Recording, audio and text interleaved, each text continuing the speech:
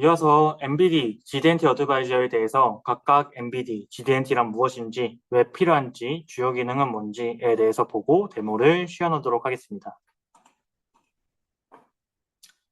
MBD, 모델 기반 정의란 어디서부터 시작된 이야기일까요?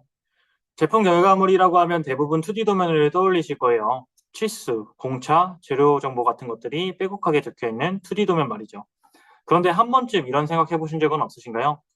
우리는 이미 3D 모델을 만들고 있는데 굳이 다시 2D 도면을 작성할 필요가 있을까? 사실 이 질문은 처음 나온 건 벌써 20년도 넘은 이야기인데요. 1997년 미국 기계학회의 한 회의 자리에서 여러 CAD 소프트웨어를 사용하는 회사들이 모여 이런 고민을 합니다. 이제는 3D 모델만으로도 제품을 정의할 수 있지 않을까? 모델 안에 제조 정보를 다 담고 도면을 생략하면 어떨까? 이런 논의가 이어지면서 2003년 산업표준이 제정이 되고 3D 모델 안에 치수, 공차, 주석 같은 PMI 정보를 담는 방법이 공식화되게 됩니다.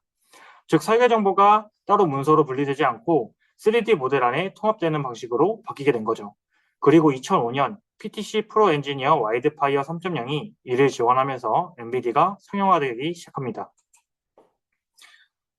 그래서 NVIDIA란 3D 모델 자체에 제품 정보를 포함시켜가지고 2D 도면 없이도 설계, 제조, 검사가 가능하도록 하는 방식인데요.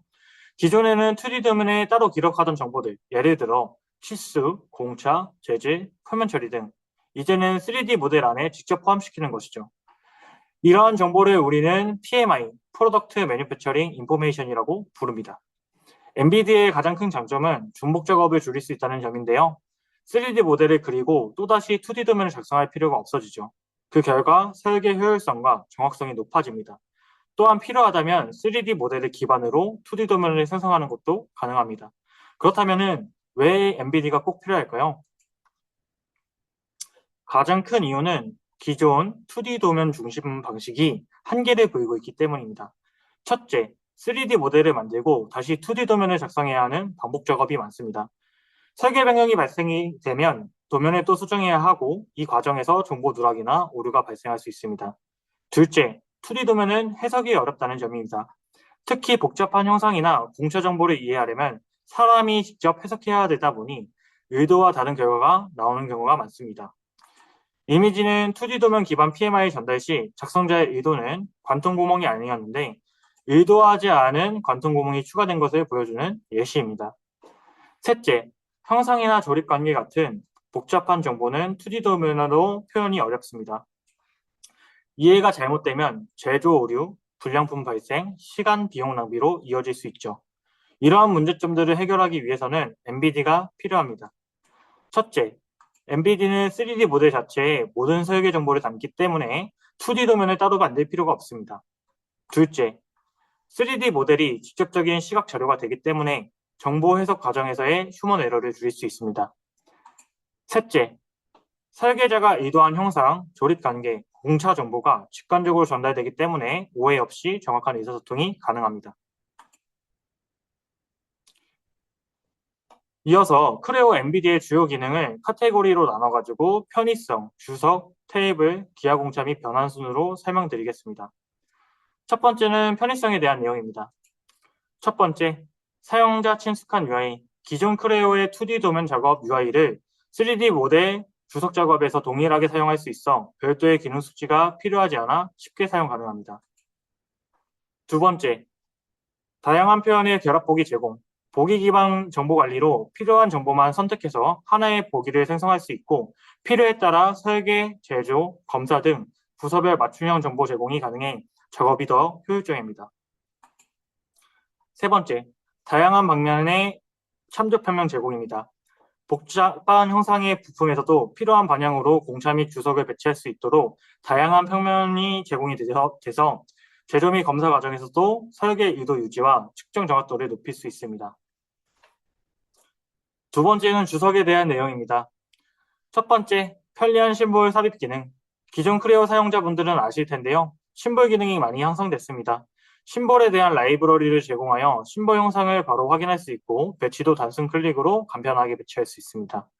두 번째, 시멘틱 쿼리 기능입니다.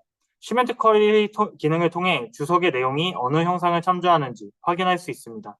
형상과 데이터를 연동된 상태로 관리할 수 있어 추적성과 정확성이 높습니다. 세 번째, 치수 삽입입니다. 모델링에 사용된 치수를 자동으로 불러와 생성할 수 있어 작업 속도가 빨라집니다. 치수를 수정하면 모델 형성까지 연동되어 자동으로 업데이트되는 것이 큰 장점입니다.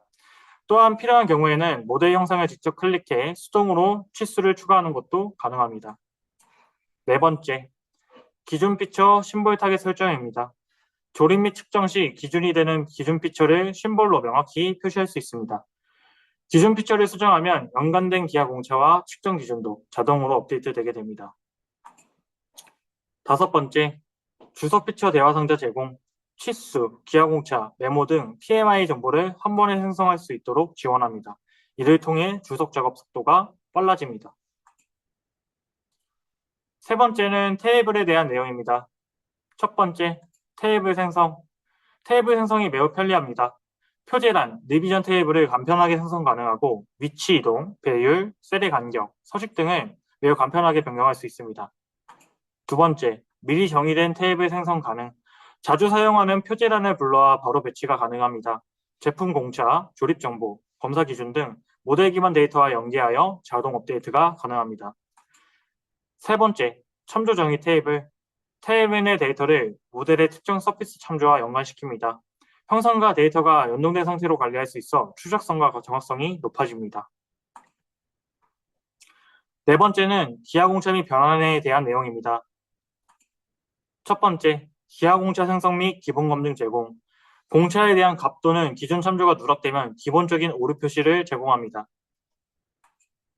두 번째, PMI 정보를 포함하는 스텝 확장자 AP242 지원. PMI를 포함한 스텝 AP242 포맷을 지원하여 설계 데이터를 표준화된 형식으로 저장 및 공유가 가능합니다. 세 번째, PBZ 변환을 통한 타 부서와 협업 지원.